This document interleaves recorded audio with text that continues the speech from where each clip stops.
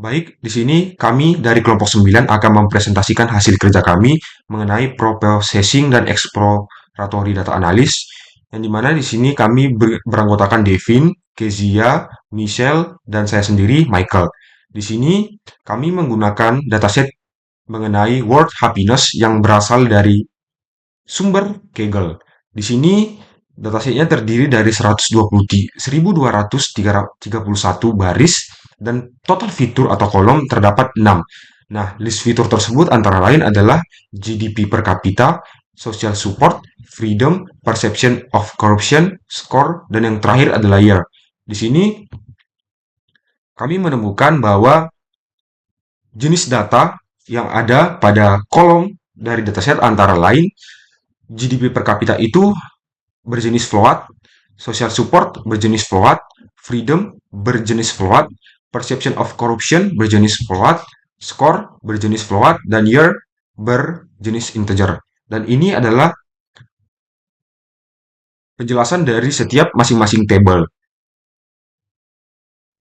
Assalamualaikum warahmatullahi wabarakatuh. Perkenalkan nama saya Devin Alifansyah Yahya, NRB 50162410412 dari Sistem Informasi. Pada kesempatan kali ini saya akan menjelaskan clean data dari studi kasus kelompok kami yaitu Overlapping Report. Nah, langkah pertama yang saya lakukan adalah import semua library yang dibutuhkan, lalu read data saya dari 2015 sampai 2022, lalu saya gabungkan jadi satu di sini, lalu saya akan tampilkan semua data kolom di sini. Nah, lalu saya akan rename karena ada beberapa nama kolom yang maknanya sama, tetapi nama pada kolom tersebut itu berbeda. Nah, ini adalah untuk biar nama kolomnya seragam, dan ini adalah untuk memasukkan tahun di dalam kolom tersebut. Nah, ini jika ada fitur explain, maka yang diambil adalah fitur explain. Jika tidak ada, yang diambil adalah fitur biasa. Nah, ini saya akan tampilkan.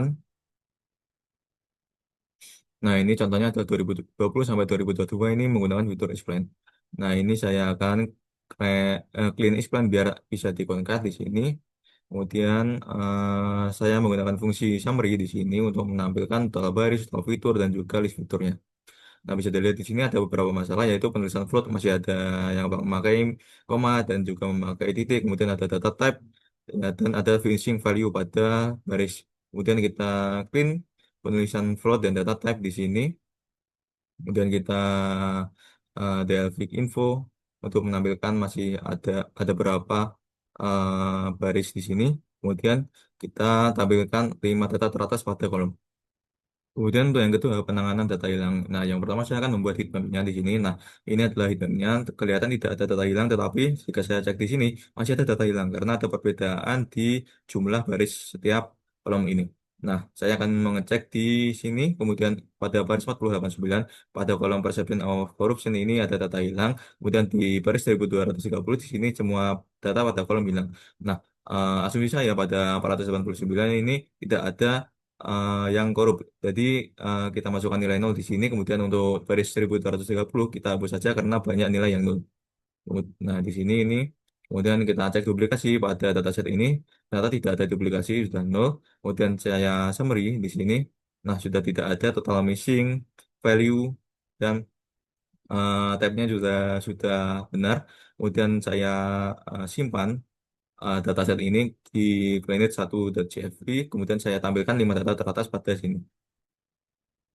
Perkenalkan, nama saya Kezia dengan 3 digit NRP terakhir 076, dan sekarang saya akan memaparkan mengenai hasil pengerjaan saya untuk penugasan ADD nomor 3 dan nomor 7. Nah, untuk yang nomor 3 yaitu pemeriksaan dan penghapusan duplikasi. Di sini saya pertama melakukan identifikasi data duplikat dengan menggunakan kode duplicated.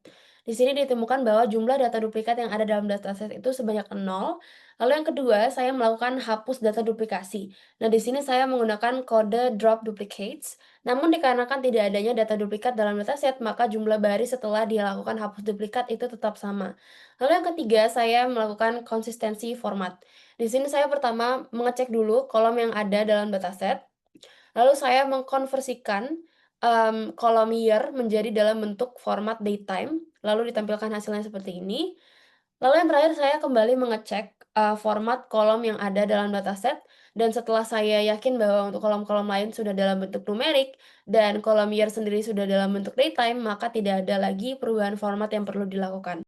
Perkenalkan, nama saya Michelle Mantara dengan NNP terakhir 096. Di sini saya akan menjelaskan nomor 4, yaitu bagaimana mendeteksi dan menangani outlier. Nah, jadi di sini untuk mendeteksi outlier kami menggunakan IQR karena lebih sederhana dan efektif untuk data numerik. Nah, karena kami hanya akan menggunakan data yang bertipe numerik, di sini kami memilih kolom yang hanya bertipe numerik seperti float atau integer. Kemudian kami akan menghitung Q1, Q3, dan EQR, di mana Q1 atau kuartil pertama adalah nilai di bawah 25% data, sedangkan Q3 adalah atau kuartil ketiga adalah nilai di bawah 75% data. Kemudian cara menghitung IQR adalah dengan mengurangi Q3 dengan Q1. Nah, di mana IQR ini digunakan untuk menentukan batas normal data, sehingga nilai yang terlalu jauh dari batas atau distribusi ini dianggap sebagai outlier atau nilai ekstrim. Kemudian kami membuat mesh untuk outlier, jadi jika nilainya itu di bawah Q1, kurang dari Q1 dikurangi 1,5 kali AQR atau lebih besar dari Q3 ditambah 1,5 kali AQR akan dianggap terlalu ekstrim atau termasuk outlier. Nah, kemudian eh, kami menghitung jumlah outlier per kolom dan ini adalah hasilnya. Selanjutnya di sini kami memvisualisasikan outlier tiap kolom menjadi box plot. Lalu untuk mengatasi outlier, di sini kami menggunakan metode Win-Sorize, yaitu dengan mengganti 5% nilai terkecil dan 5% nilai terbesar dengan nilai pada batas tersebut. Nah, ini fungsinya untuk menjaga semua data tetap ada sambil mengurangi pengaruh nilai ekstrim dan lebih aman dibandingkan langsung menghapus data atau melakukan transformasi drastis menggunakan log. Dan ini merupakan hasil setelah kita melakukan Win-Sorize. Untuk tugas yang kelima, transformasi data kategorikal. Di sini, langkah pertama, kami melakukan pembuatan kolom ordinal yang bernama happiness kolom. Nah, di sini kode ordinalnya antara lain untuk urutan low itu terdiri dari angka 0, medium terdiri dari angka 1, high terdiri dari angka 2. Nah, di sini ini adalah hasil yang kami terima setelah kami melakukan atau membuat sebuah kolom ordinal. Contohnya di sini adalah skor happiness-nya 7,587. Ini akan masuk ke dalam kategori high. Level encoded-nya itu adalah di angka 2. Begitu juga dengan seterusnya. Nah, ini mengenai one hot encoding untuk kolom nominal. Di sini, setelah kami melakukan jumlah jumlah kolom sebelum encoding itu, kami memperoleh ada sekitar 6. Dan sekarang sudah bertambah sebanyak 3 menjadi 9. Nah, kemudian di sini ini adalah struktur yang kami peroleh setelah kami melakukan encoded. Ini adalah original mappingnya, yang dimana happiness level itu jika mendapatkan kode nomor atau hasil 0, maka masuk ke dalam kategori low. Jika dalam keadaan 1 mendapatkan nomor 1, maka akan masuk ke dalam kategori medium. Jika dalam keadaan 2, jika masih ke nomor 2, maka akan masuk ke dalam kategori high. Normalisasi atau standarisasi data. Nah, metode ini dibuat untuk memahami distribusi data pada 4 fitur utama, GDP per kapita, social support, freedom, dan perception of corruption. Dari grafik ini kita jadi tahu distribusi data tidak selalu normal dan ada beberapa fitur yang berat sebelah atau skew. Nah, sebelum normalisasi pada data asli ditampilkan bahwa nilai masih dalam skala aslinya. Misalkan GDP bisa sangat besar di atas 1, sedangkan perception of corruption itu mungkin bernilai kecil 0 sampai 1. Nah, proses normalisasi menggunakan min-max scaling, semua nilai dipetakan ke rentang 0,1. Nah, dengan fitur ini nilai yang besar misalnya GDP diturunkan skalanya agar bisa sebanding dengan fitur lain. Nah, setelah normalisasi, semua kolom sekarang punya nilai yang antara 0 sampai 1.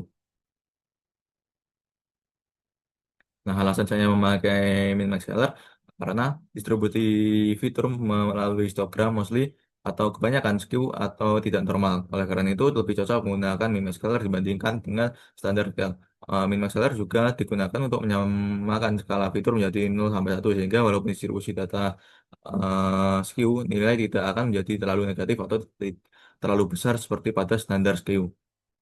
Lalu untuk nomor yang ketujuh yaitu statistik deskriptif. Pertama saya melakukan statistik deskriptif dasar dengan mencari nilai min, max, mean, median, standar deviasi dari dataset yang ada dan ditampilkan seperti ini. Lalu yang kedua, saya mencari distribusi variabel dalam dataset dalam bentuk histogram dan juga density plot. Untuk histogram saya lakukan dengan codingan seperti ini dan hasilnya seperti ini untuk seluruh variabel numerik yang ada dalam dataset. Lalu untuk density plot, saya menggunakan codingan seperti ini, KDE plot. Nah, di sini penggunaan histogram dan density plot memberikan gambaran awal yang lebih jelas mengenai karakteristik data numerik dalam dataset yang ada. Lalu yang ketiga, saya mencari korelasi antar variabel dengan menggunakan metode Pearson. Dan hasil analisis ini ditunjukkan dalam bentuk heat map dalam codingan seperti ini.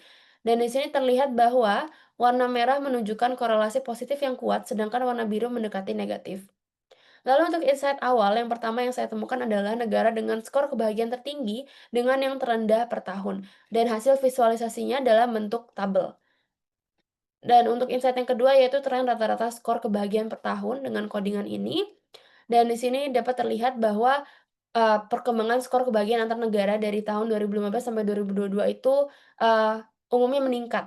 Lalu untuk insight yang terakhir yaitu hubungan antara GDP per kapita dengan skor kebahagiaan dengan codingan seperti ini, dalam bentuk scatter plot ditemukan bahwa umumnya, tren rata-rata skor kebahagiaan dunia terus meningkat dari 2018 sampai 2022.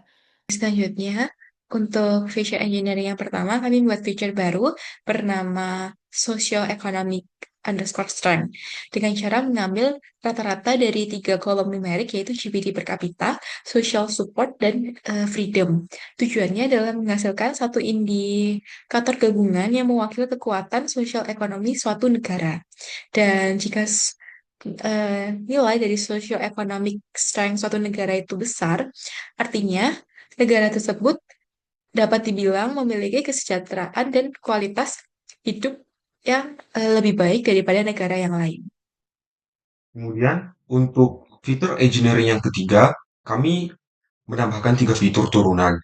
Yang pertama Health Freedom Index, kemudian ada Generosity Edges, dan Resilience Score, yang dimana ketiga fitur ini bertujuan menangkap efek interaksi dan komponen yang tidak terwakili oleh variabel univariat. Misalnya, sinergi antara kesehatan dan kebebasan atau kemampuan negara mempertahankan kebahagiaan di luar baseline negatif. Validasi dilakukan melalui korelasi, regresi multivariat terkontrol, dan evaluasi peningkatan performa model cross-validated. Hasilnya menunjukkan, jika relevan, bahwa fitur rekayasa menambah nilai prediktif dan interpretatif dibandingkan fitur mentah. Kemudian untuk fitur engineering, saya akan membuat seberapa berpengaruh sih GDP per kapita, social support, freedom, dan perception of corruption dari suatu negara mempengaruhi happiness index dari suatu negara. Di sini saya akan membuat dua kondisi. Yang pertama ini adalah jika suatu negara memiliki GDP per kapita lebih besar daripada rata-rata dan memiliki perception of corruption lebih kecil daripada rata-rata, maka dapat dipastikan negara tersebut memiliki ekonomi yang baik. Kemudian jika kondisi yang kedua itu kita memiliki formula happiness index sama dengan GDP per kapita tambah social support plus freedom plus dikurangi perception of corruption. Nah, setelah membuat dua fitur itu, langkah berikutnya adalah melihat hubungan fitur tersebut dengan variabel target yaitu skor atau tingkat kebahagiaan. Nah, di sini dapat dikelompokkan data berdasarkan nilai HDP dan low POC 0 sama dengan tidak memenuhi kondisi dan 1 memenuhi kondisi. Lalu dihitung rata-rata kebahagiaan untuk masing-masing kelompok. Hasilnya adalah data dengan GDP di atas rata-rata dan POC di bawah rata-rata memiliki skor happiness yang lebih tinggi. Sedangkan fitur ekonomi sosial dan happiness index memiliki korelasi positif. Dengan skor happiness semakin tinggi nilai fitur, makin tinggi skor happiness dibutuhkan dengan persen 0 lebih besar dari 0,8.